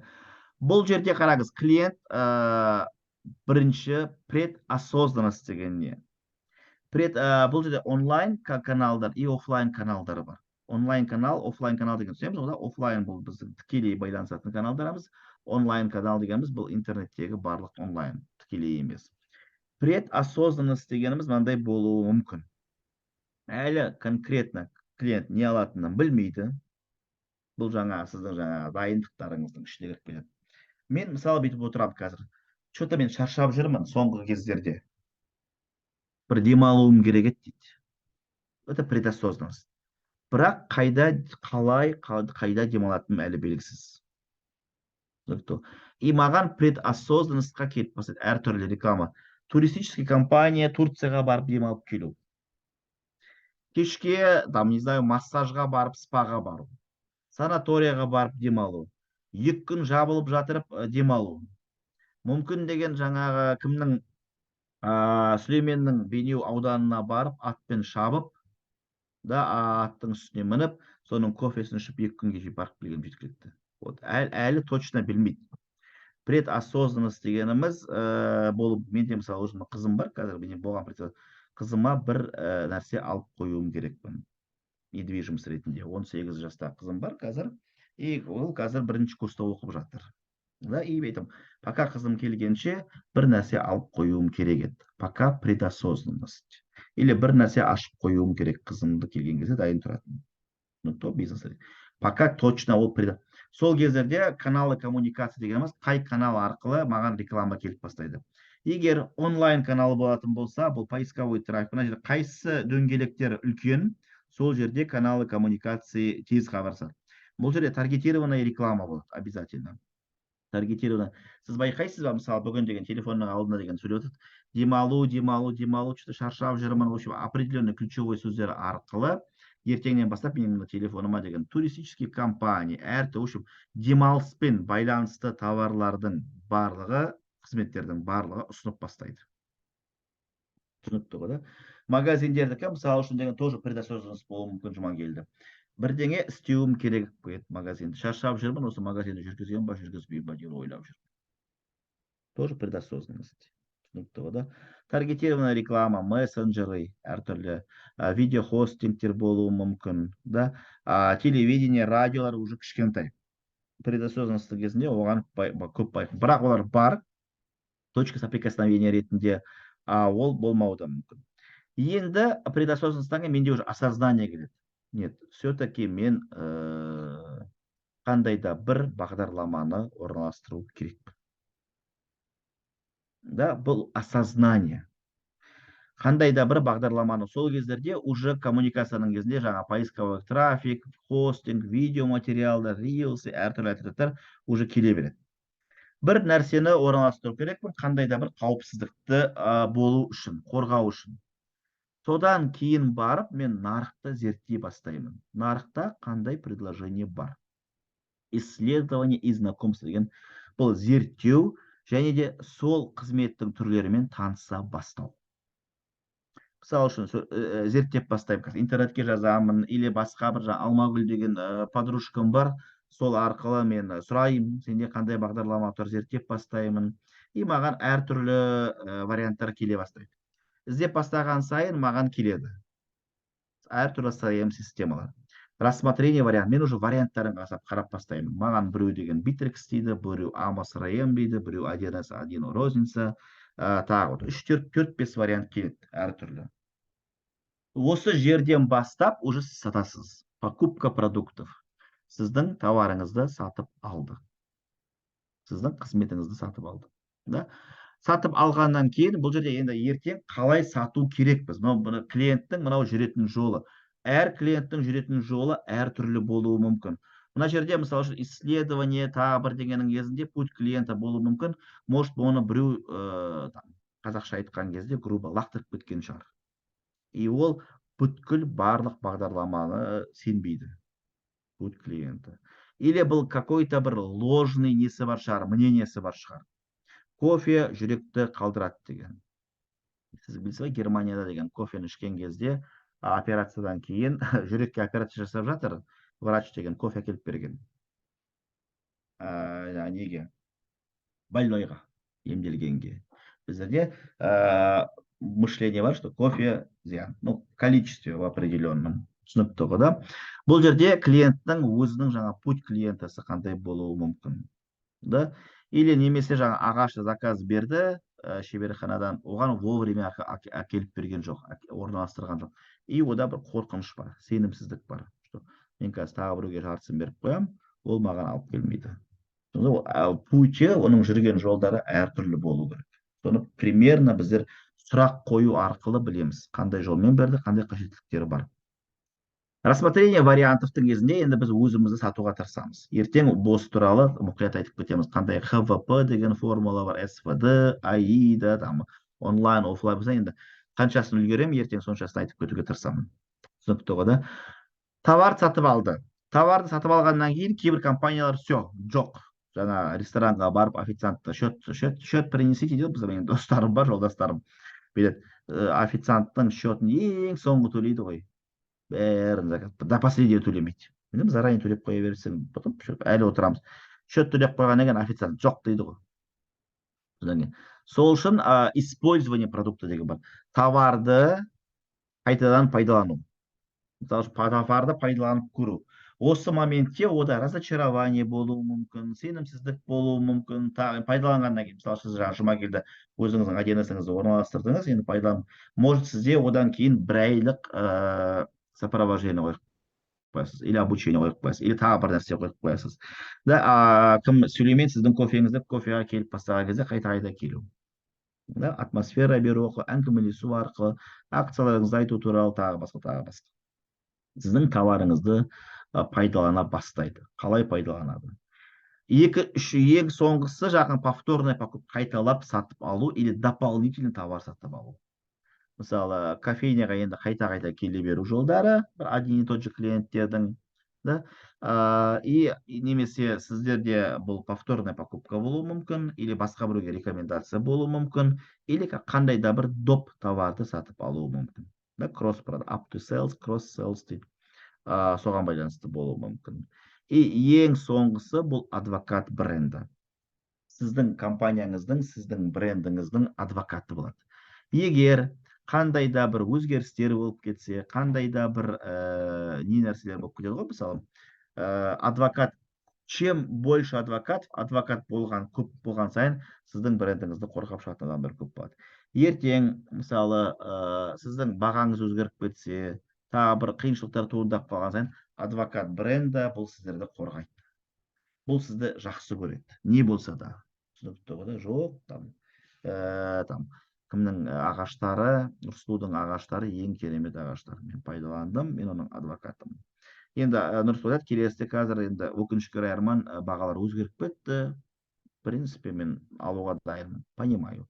Адвокат бренді бұл түсінікшілікпен қарастырады. Түсінікті ғой, да? И адвокат бренда – это бесплатная реклама. Ең сарафанное радио, самая эффективная реклама қазіргі кезде. Рекомендация басқа біреудікі самая эффективная, и бұл бесплатная реклама. Клиенттерді алып келуге. И сол үшін, может быть, қандай да бір мотивационная система болуы мүмкін. Түсінікті ғой, да? Бұл жерде бұл біздің клиенттің жүретін жолы. Кез келген жерде клиентпен контакт үзіліп кетуі мүмкін. Предосознанностьтың кезінде ол үзіліп кетуі мүмкін. Осознанияның кезінде сізді таппай қалуы мүмкін. Рекламаңыз жоқ, еш жерде кездескен жоқ, ешкім айтқан жоқ. Рассмотрение вариантовтың кезде сіз, немесе сіздің сатушыңыз сата алмады. Покупка продукты алды, окей, бірақ мына использование продуктың ішінде разочарование болып кетті. Алды, и все, басқасына өтіп кетті. Повторная покупка болған жоқ, қайтып келмей қалды, одноразовый келді, и все.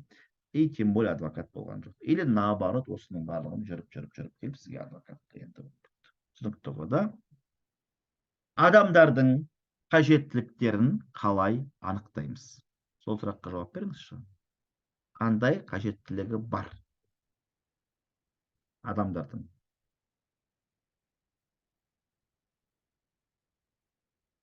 Әріптестер, қандай қажеттіліктер бар адамдарда? Қалай айтасыз, мен мысалы үшін жұма келді, сізге не қажет екен? Алмагүл, Динара, сізге не қажет екен, қайдан білемін?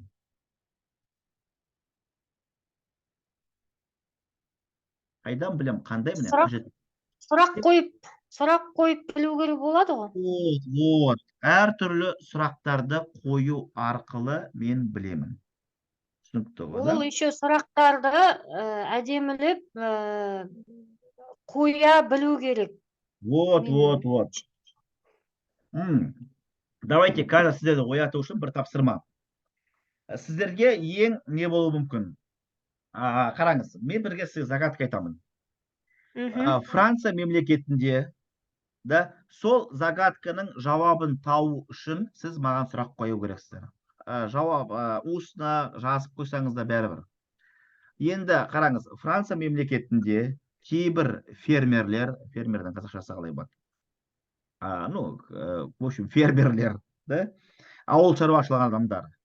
Дайхан ба қалай? В общем, кейбір фермерлер пауықтарды өсіреді, да, өрмекшілерді. Не үшін пауық өрмекші өсіреді? Осы сұрақтың жауабын сіздер тауып алу керексіздер. Маған сұрақ қою арқылы. Сіздер сұрақ қойған сайын мен ақпарат беріп отырамын. Все, кеттік. 5 минуттық ішінде табуға тырысамыз, давайте. көреміз. Қанша сұрақ қою арқылы тікелей сұрақ қоюға болмайды. Не үшін өрмекшіні, не үшін пауыкты өсіріп жатыр дегенді қоюға болмайды. Сізге ақпарат керек.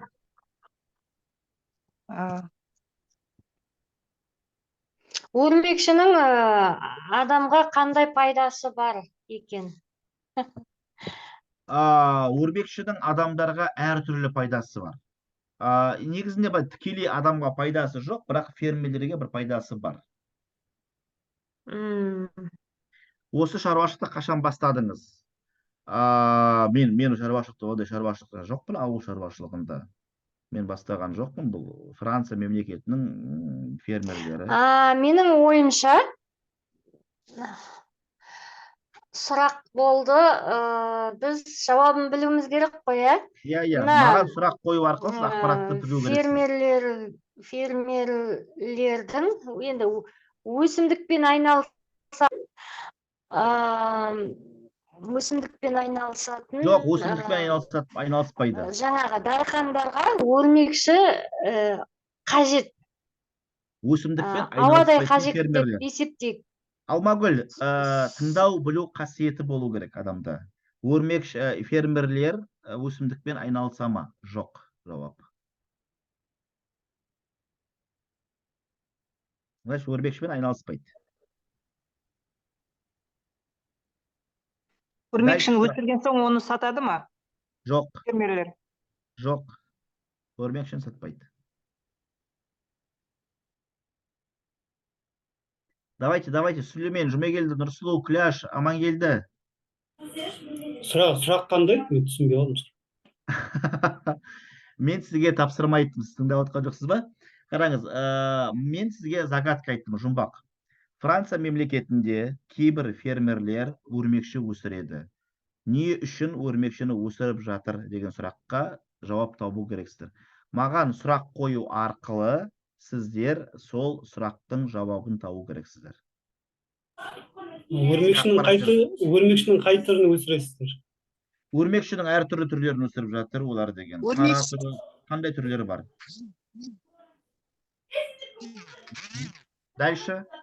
Келесі. Өрмекшінің не пайдасы бар және қаншалықты доход алып келеді? Вот өрмекшілердің осы фермерлердің доходы 3-4 есе өседі. Да? Тікелей продукцияға пайдасы жоқ. Бірақ өрмекшілер арқылы олардың доходы, білмеймін, бір 10-20 есе өсуі мүмкін. Жібін пайдалану мүмкін олардың, Иә, жібін пайдаланады. Пауықтарын пайдалану мүмкін. Пауықтың өзі емес, значит, жібін пайдаланады, иә. Иә, жібін пайдаланады. Айтпақшы, бір подсказка берейін. Фермерлер бұл вино шығаратын фермерлер. Виноград өсіріп и вино шығарады. Манағы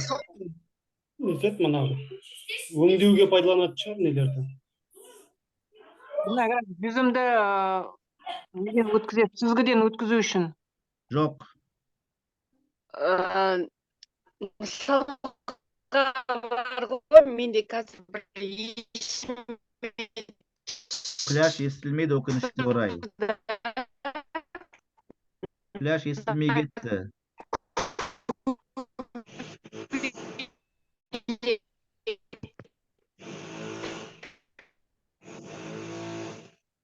Күләш жазып жібермесеңіз, дым естілмей кетті.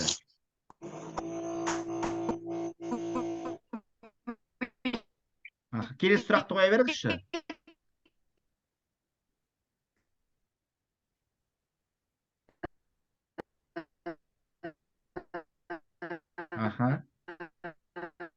Естіп тұрса, мен естіп атқан жоқпын.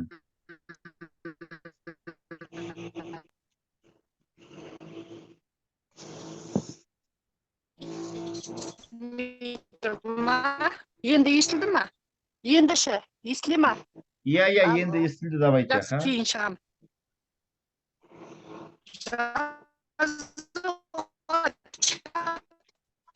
Tamam.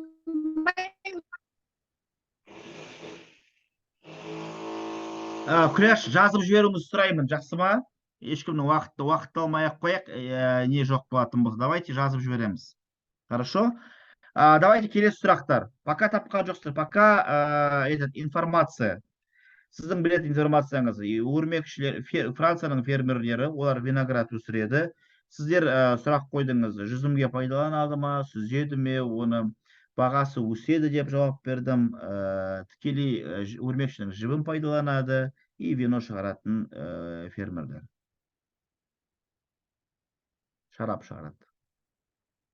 Вот сіздің алған Виноградты ақпараттарыңыз. сақтау үшін тормен. Ал?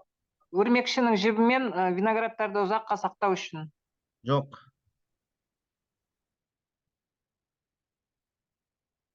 Таппадыңыз, жеңілдік па? Берілеміз ба? Жеңілмейміз ба? Беріңіз, берілдік. Сдаемся. Сдаем дейсіз ба? Қараңыз, сіздер маған қазір қанша сұрақ қойдыңыз, мен жазып отырдым. 1, 2, 3, 4, 5, 6, 7, 8, 9, 10, 11 сұрақ. 11 әртүрлі сұрақ қойдыңыздар. Да? 11 сұрақ арқылы жауап тапқан жоқсыздар. Негізінде жұмбақтың жауабы мындай. Виноградты өсіретін виноделы, да? Өрмекшінің өрмегін пайдаланады. Жақындадыңыз ғой, жаңа Жұмагелді негізінде жібін пайдаланады деп. Өрмекшінің өрмегін пайдаланады да. Жаңа вино шығарып болып көрді, винный погребтерді. Төменге түседі, подвалға, и соның ішінде, подвалдың ішінде винолар тұрады, стенканың бойымен. Әртүрлі қылып. И соның ішіне олар жаңа өрмекшінің өрмегін не істеп қояды, жабыстырып қояды, кейбіреулері. Да? И мысалы біз сияқты туристер келеді ғой, виномен шаруасы жоқ, көп ақпаратты білмейтіндер, и олар бүйтіп ойлайды. Мынаның погребтің іші деген старый екен, ескі екен. Бұл винолар деген 1800-1600 жылдан бері тұр екен. И оларға кажется, что вино старый, ескі. И ол алдыңғы жылғы вино болуы мүмкін. Сол старый эффекті беріп, виноның бағасы мысалы үшін $100 тұратын болса, оны жаңа бұл 1700 бірдеңесінші жылғы вино деп $1000 сатты. Бұл маркетинговый ход. Түсінікті ғой, да? Түсінікті. Бірақ оны өрмекшіні бағудың қажеті жоқ қой, өздері и так-та не істемей ма? Бұл жерде тапсырма деген, Динара, сіздің сұрақ қоюыңызда. Мәселеде емес, да? Мәселеде емес, бұл жерде бұл маркетинговый ход болған, тек осы өрмекшіні өсіріп, ана естественно, өрмекші ішінде соның барлығы жібереді, өрмекшілер өздері өреді. Как будто старый, ескі сияқты болып тұрады, жаңаның ішіндегі подвалдары. И винолары ескі сияқты болып тұрады. Түсінікті ғой, да? Специально сондай антураж жасап қояды, и бағасын қымбатыстады виноларының. Басқа фермерлер, мысалы үшін $100 атса, олар бір бутылканы $1000 сатады. Түсінікті ғой. Бұл жерде мәселе на самом деле мынада. Бұл сізге ақпарат керек болды. Ақпарат керек болған кездерде сіздер маған сұрақ қойдыңыздар. Сұрақ қоя білудің өзі негізінде проблема көп адамдарға. Түсінікті ғой, да? Ал енді сіздер өзіңіздің клиенттеріңізге қандай сұрақтар қоясыздар? Міне көрдіңіз, сұрақтардың шұңғыры, воронка вопросов. Да? Сіздер қазір маған мынандай сұрақ қойдыңыз. Ашық сұрақтар, жабық сұрақтар деген бар. Жібін пайдаланады ма? Иә. Өрмекшіні жейді ма? Жоқ. Да? Бірақ бұл сұрақтардың көбі ешқандай ақпарат бермейді. Осы сұрақты қалай ақпаратты алу үшін мен ашыққа аудару керекпін. Жабық сұрақ дегеніміз, қараңыз. Жабық сұрақ дегеніміз бұл қысқа ответ жауап береді. Иә немесе жоқ деген. Мен мысалы үшін сізге былай сұрақ қойсам. Әріптестер, сіздерге тренинг ұнады ма? Жоқ. Немесе ұялғаннан иә. Ертең менен сұрайды, Татьяна сұрауы мүмкін, или жаңағы сіздің тренингтен кейін адамдар қандай ақпарат алды, не алды? Мен айтатын еш нәрсем жоқ, еш нәрсе білмеймін. Осы сұрақты, тренинг туралы сұрақты мен қалай ашыққа айналдыра аламын? Иә немесе жоқ деген жауапты бере алмау керексіздер. Мүмкіндігіңіз жоқ. Мен сұрақты қалай қоямын? Құрметті қатысушылар, сіз менің тренингімнен қандай мағлұмат алдыңыз? Вот, Өзің иә. Точно, Алмагүл, рахмет. Бұл сұраққа мен иә, жоқ деп жауап бере алмаймын. Мен былай жауап беруім уже мүмкін. нақты біз ойымыздаға не түйдік, соны айтуымыз керек сұрақ болып тұр ғой. Вот, сол түсінікті ғой да. Қараңыз, осы сұрақ арқылы сіз жауап бересіз. Түсіндім. Мен бұл сабақтан еш нәрсе алмадым. Мен мынаны күте бердім. Мен жалғастыра беремін ғой, не алғыңыз келеді деп. Түсінікті ғой да. Бұл сізге товар, сізге мынандай көйлек керек пе? Жоқ. Керек емес па деп. Иә, жоқ дейтін сұрақ. Бұл иә, жоқ деген сұрақтар ақпарат бермейтін сұрақтар. Бұл дұрыс емес, бұрыс емес деп айтып тұрған жоқ. Қандай көйлек ұнатасыз мысалға? Қандай көйлекті алар едіңіз? Көйлекті не үшін алғыңыз келіп тұр? Көйлекті не үшін алғыңыз келіп тұр, Алмагүл? Енді ертеңгі уақытта мен класстастарымның 20 жылдығына кездесуге бара жатыр едім. Соған бір класстастардың ішінде ең эффектный болып бару керекпін ғой, барлық қызығатындай. Бір қарамай жүрген кезінде бір жігіт бар еді, мені алмай кеткен, сол өкініп қалсыншы деген ойым бар деп айтасыз. В общем, қанша бір сұрақ қоюдың арқасында қаншама ақпарат беріп тастадым. Бірінші ақпарат, сіздің примерно жасыңызды біліп алдым, да, мектептің 20 жылдығын кездесуге бара жатырмын. Қандай эффект алғыңыз келеді, эмоция алғыңыз келеді, кімге қызықтыру керексіз. В общем, бір сұрақ қою арқылы менде қаншама ақпарат бар. Енді сіздерге қазір тапсырмам. Өзіңіздің клиенттеріңізге қандай ашық сұрақ қояр едіңіз?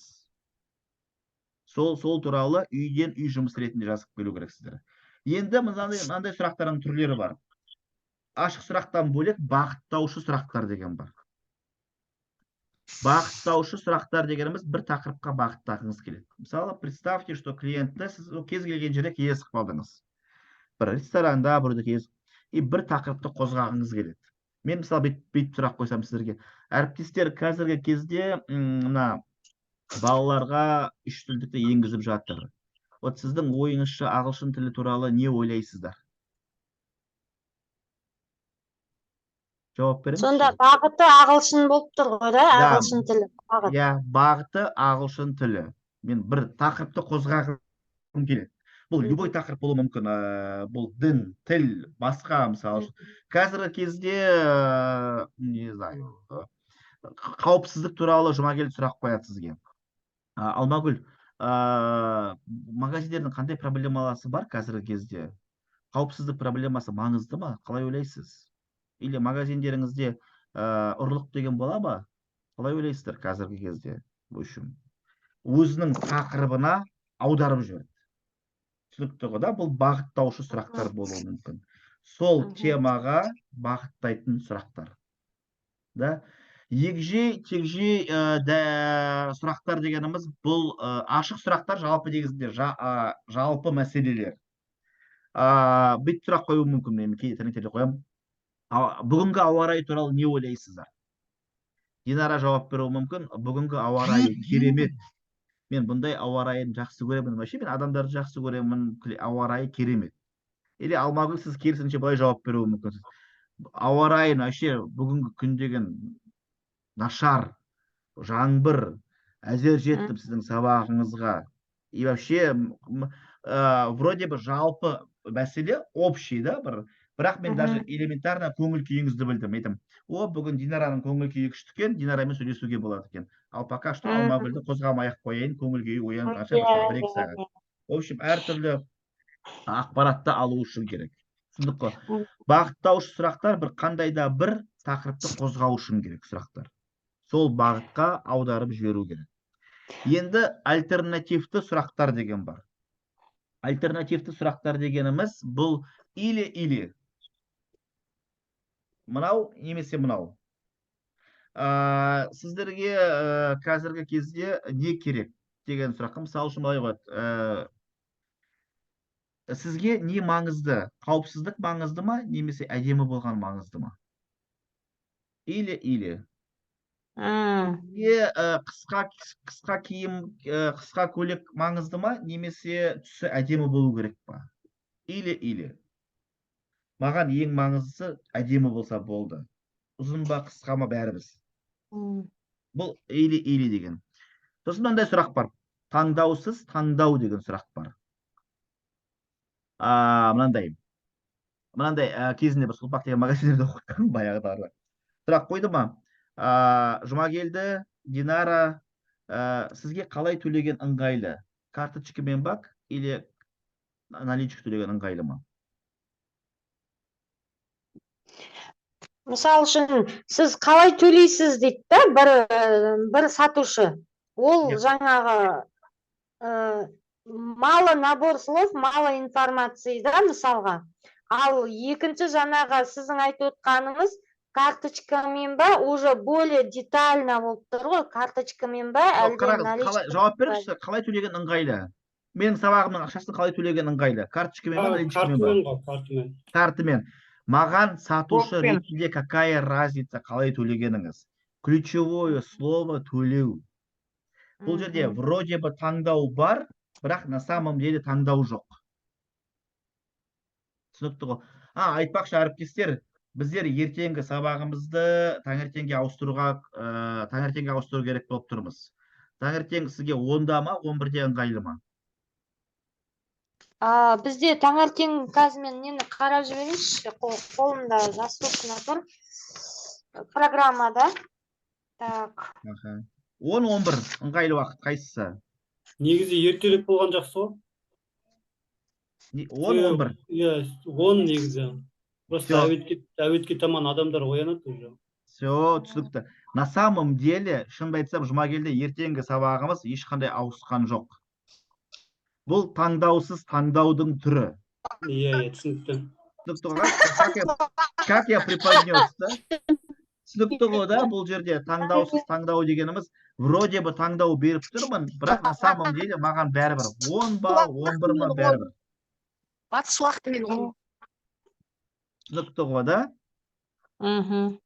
Бұл выбор без выбора, таңдаусыз таңдау дегеніміз осы.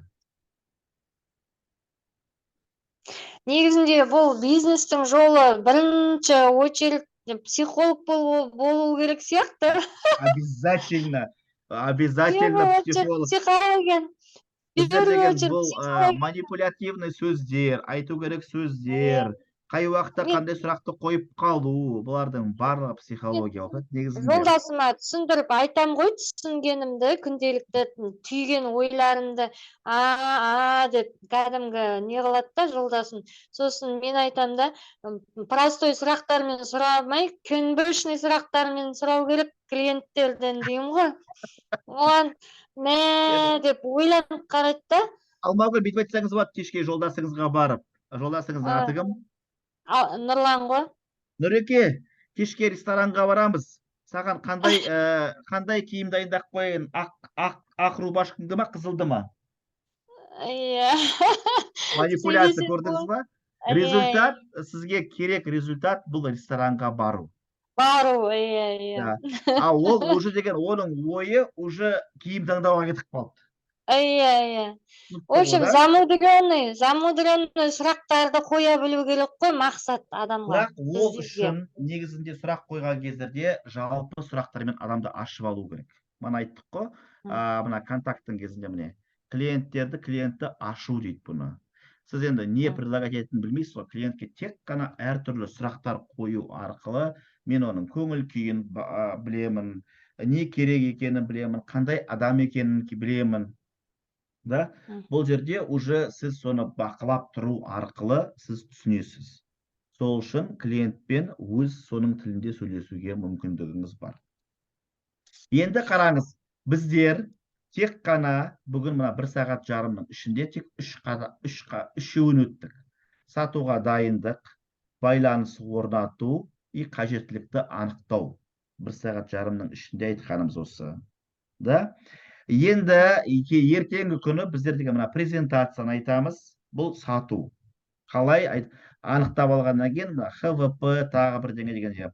Ертеңгі күнге сізге тапсырма мынандай болады. Қараңыз. Ертеңгі күнгі тапсырмасы клиенттермен сөйлескен кезіңізде ашық сұрақтың түрлерін дайындап келу. Әртүрлі ашық сұрақ қою, әркім өзінің товары туралы, өзінің ұсынысы туралы қандай ашық сұрақ қояр едіңіз? Қандай бағыттаушы сұрақ қояр едіңіз? Негізінде көбінесе ашық сұрақ көп болу керек. Ашық сұрақтар адамдардың сол үшін қандай қажеттілігі бар екенін анықтау керексіз. Түсінікті ғой да? Біз сізге Көптеген репетиция жасау керек осы тұрғыда, көп сұрақтарды не бөліп беру керек та. интернетте түрі Чтобы бар, больше әртүрлі сөздер. информация. Больше Интернетте информация алу үшін. әртүрлі сөздердің, сұрақтардың түрі бар. Пайдалансаңыз болады. Открытый, закрытый вопрос деп жазып көріңіз. Сол үшін менің енді айтып отқан мана примерлерімнің барлығы, мысалдарымның бәрі енді өзімдікі ғой. Ертең біз соны сіздікіне жақындату керекпіз. Түсінікті ғой да? Сол арқылы енді қалған шарттарды қысқаша түсіндіріп кетейін. Мынаны суретке түсіріп алыңыз. 4-ші қадам бұл презентация жасау. Көбі деген біздер мынандай қателік жасайды сатушылардың көбі. Сразу презентацияға секіріп кетеді ғой. Бұл тисе терекке, тимесе бұтаққа деген сөз. Попали, не попали. Мысалы, Жұмагелді барасыз, магазинге барасыз и айтасыз, там Алмагүл, магазиннің қасиекесі Алмагүл бола қойсын, мана 20 магазині бар. Менде мынандай бар, презентациямыз бар, мынандай, ол керек па, керек емес па, мүмкін оны пайдаланып жүрген шығар оған дейін уже. Мүмкін басқа нәрсе тұрған шығар, білмейсіз. Тек қана презентацияға секіріп келеді көбі. Сол үшін мына қалай дайындаласыз, қалай байланыс орнатасыз и қандай қажеттіліктерді анықтау, қандай сұрақтар. Осы үшеуіне. Ертең презентацияны айтамыз, потом қарсылықтармен жұмыс жасау, сатуды аяқтау, 6-шы, и сатылымды талдау, анализ. Бұл базовый сатудың 6 қадамы. Түсінікті ғой да? Осы сұрақ Сүлеймен таңертең емес, сіз деген бары ол ойын ретінде болды. Ертең осы сағат 8-де Астана уақытымен, Маңғыстау батыстың уақытымен сағат 7-де. Түсінікті ғой да? Сол уақытта біз сабағымыз жалғастырамыз. Бүгінгі записті сіз Татьяна арқылы алыңыз. Мен презентацияны толықтай сізге ертең кешке беремін, толықтай қатысқан кісілерге. Арман мырза, бір моментті белгілеп кетейінші. Менің ойымша, менің түйгенімді сұрақ қойғанда бастапқыда бұрын, енді мысалы бұрын не пайдаландыңыз деп, прошедший өткен шақта ол қандай дәрежелі ма, қандай не пайдаланды, бірінші өткен шағын сұрап алу керек сияқты. Сосын екіншіден, болашақта сіз қандай қазіргі қолданып отқан, мысалы услуга бола қойсын, қызмет, қазіргі қызметіңізден жаңағы одан да жақсы қандай қызмет қолданар едіңіз деген сияқты өткен шақпен келер шақты біліп алу керек сияқты деп ойлаймын. Бұл енді товардың түріне байланысты. Мысалы үшін бұл вариант, бұл енді сіз не істейсіз соған. Жұмагелдіге бұл сұрақтар келеді. Мысалы үшін ол қоя алады. Алдыңғы сіз қандай бағдарламаларды пайдаланып жүрсіз осы уақытқа дейін? Мен ешқайсысын пайдаланып көрген жоқпын, бірақ ойым бар десе, бұл уже басқа жауап кетеді. Мен оның алдында мына Bittrex деген бағдарламаны пайдаландым дейді, мысалы үшін. Бұл ұнаған жоқ маған дейді. Несі ұнамай қалды деп сұрақ қою мүмкін. Қай жері ұнамай қалды? Да, мына жері мынандай. Сізге не маңызды деп сұрақ қой. Уже будущее кетті. Екі сұрақпен прошлыйды біліп алды, уже будущее кетті. Сізге не маңызды деп сұрақ қояды. Маған маңызды мынау деп жауап береді. И все, сол дұрыс қой, сол менің ойымда. Негізінде бұл сұрақ қою әр бизнесте әртүрлі, бұл сіздің бизнесіңізге байланысты болады, товарыңызға байланысты болады, и қызметіңізге байланысты болады. Бірақ вариантыңыз, сіздің айтып тұрған вариантыңыз бар, ол нормально. Хорошо? Түсіндім. Рахмет сізге. Мен бүгін кешігіп кіріп едім, соның өзінде көп. Қараңыз, ертеңге үй тапсырмасын тағы бір белгілеп кетейік ойымызда. сұрақтардың түрлерін дайындап келу. Мына бірінші, екінші, үшінші қадамды қалай жасайсыз? Өзіңіз сатуға дайындықты қалай жүргізесіз? Бірінші, байланысты қалай орнатасыз? И қажеттіліктерді қалай анықтайсыз? Сол жерде бір 5-6 сұрақ қою арқылы қажеттіліктерді анықтап алу керексіз. Ертең содан бастаймыз. Мысалы үшін бір-бірімізге сұрақ қоямыз, сол адамның қажеттілігін білу керекпіз. Жақсы ғой, да? Именно реальныйға келтіру керекпіз, реальный товарға, реальный осы жерде бар адамдар өзінің практикасын істеп көру керек. Все, онда жақсы, ертең кездескенше сау саламатта болайық. Сағат 8:00-де батыс бойынша сағат 7:00-де кездесеміз. Жақсы ма? Сау болыңыз. Сау болыңыз.